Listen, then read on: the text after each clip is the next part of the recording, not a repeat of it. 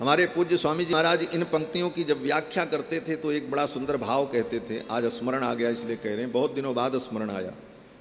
बहुत चीज़ें ऐसी हैं जो बहुत पहले हमने सुनी, लेकिन कभी कभी वो बातें याद आती हैं। पूज्य स्वामी जी महाराज कहा करते थे कि जैसे गाय जब बछड़े को जन्म देती है, बछड़ा बाहर आया तो घूम करके गाय देखती है। अगर उसके अंदर चेतना है, वो जीवित है, तो उस बच्चे के लिए गाय के चारों पयोधर से दुग्ध निर्झरित होने लगते हैं। चारों पयोधरों से गाय उसके पोषण के लिए दुग्ध का निर्झरण करती है।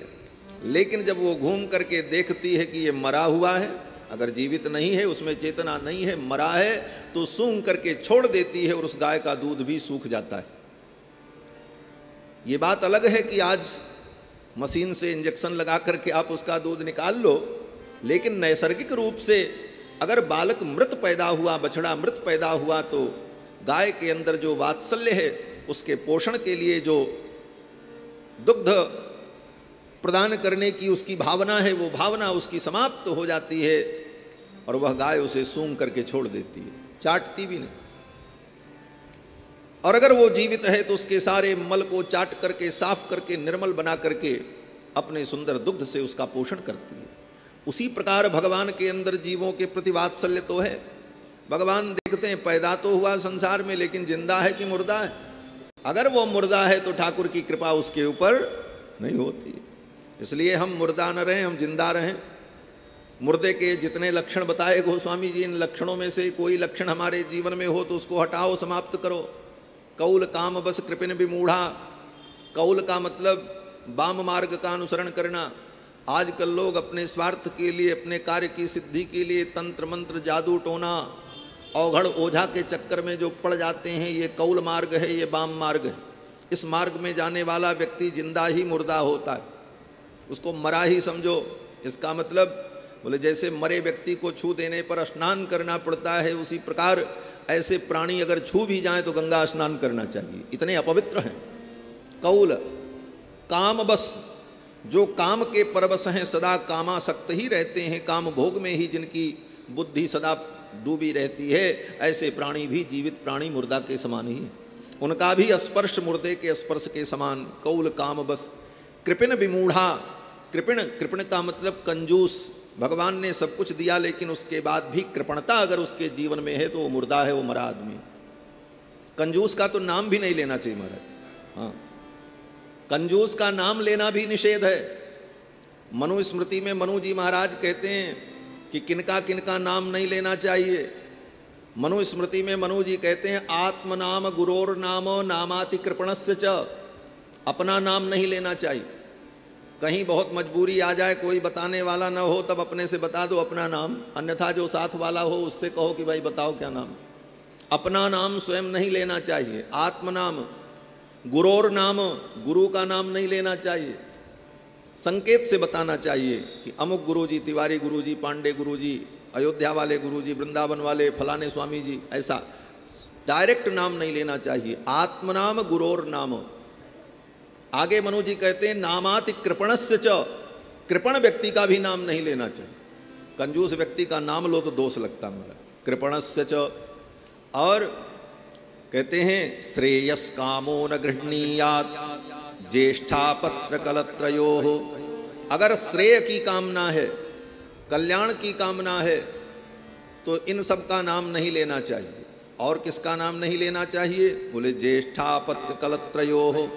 अपने ज्येष्ठ पुत्र का नाम नहीं लेना चाहिए। बड़ा बेटा जो हो, पहली संतान, उसका नाम लेकर के उसे नहीं पुकारना चाहिए। इसीलिए पुरानी परंपरा थी, बाबू, भैया, बेटा ये सब कह करके बुलाते। बड़े पुत्र का नाम नहीं लेना चाहिए। और ज्येष्ठा पत्र कलत्रयोः। और पति पत्नी का नाम नहीं लेना चाहिए। पत्नी कभी पति का नाम न ले और पति पत्नी का नाम न ले।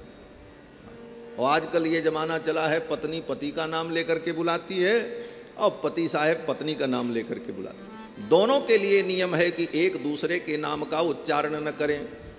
तो कैसे बोलें? बोले बच्चों का नाम लेकर के बोले, फलाने के पापा, फलाने की मम्मी। और अगर ये भी न चले तो फिर ए जी, वो जी, ये जी वो जी होता ही, ये व्यवहार होता है संसार। ये सब शास्त्र सम्मत बातें हैं, हंसने के लिए नहीं कह रहे। तो श्री मनु जी महाराज कहते हैं कि आत्मनाम गुरोर नामो नामाति कृपणस्य च श्रेयस कामो न गृहणीयात् ज्येष्ठा पत्र कलत्रयो हो। ये मनु जी का वाक्य है महाराज, वेद के समान प्रमाणिक है। तो कंजूस का भी नाम लेना बड़ा खराब है महाराज, वो भी मुर्दा ही है। कौल काम बस कृपिन विमूढ़ा, जो विमूढ़ है, अत्यंत मूर्ख है, महामूर्ख है, वो भी मुर्दा ही है, मरा है, उसको ही मरा समझना चाहिए। अति दरिद्र, अति दरिद्र का मतलब सब कुछ होते हुए भी जिसका दरिद्रता का स्वभाव समाप्त नहीं हुआ, वो अति दरिद्र है। दरिद्र तो सुदामा जी भी थे, लेकिन दरिद्र का मतलब यहाँ पर अति दरिद्र का मतलब जो धन संपत्ति होते हुए भी जिसकी दरिद्रता नहीं गई, वो अति दरिद्र। अजसी, अजसी का मतलब जिसका समाज में यश न हो, जिसका सर्वत्र अपयश हो, वह व्यक्ति भी मरा ही होता है, उसको मुर्दा ही समझना। अति बूढ़ा, अति बूढ़ा का मतलब जिसने युवा अवस्था में ही इतना संसार का भोग किया कि समय से पहले ही उसके जीवन में वार्धक्य आ गया, रोगग्रस्त हो गया, ऐसा प्राणी जो अति बूढ़ा है वह भी मरे के समान ही होता है। अति दरिद्र अजसी अति बूढ़ा सदा रोग बस, जिसके जीवन में सदा रोग ही लगा हो, कभी रोग से उसकी निवृत्ति न हो, ऐसे असाध्य रोग जिसके जीवन में आ जाएं तो वह भी मुर्दे के समान ही हो जाता है। अति दरिद्र अजसी अति बूढ़ा सदा रोग बस संतत क्रोधी, जो निरंतर क्रोध में ही रहता हो, क्षण क्षण में जिसे क्रोध आता हो, छोटी छोटी बात पर जो क्रोधित हो जाता हो, ऐसा क्रोधी प्राणी भी मुर्दे के समान ही होता। विष्णु विमुख, और जो भगवान से विमुख है वह भी मरा हुआ है, मुर्दे के समान। विष्णु विमुख, श्रुति संत विरोधी, और श्रुति माने वेद और संत माने भगवान के भक्त। जो वेद शास्त्र और संत का विरोधी हो वह भी मुर्दे के समान होता है।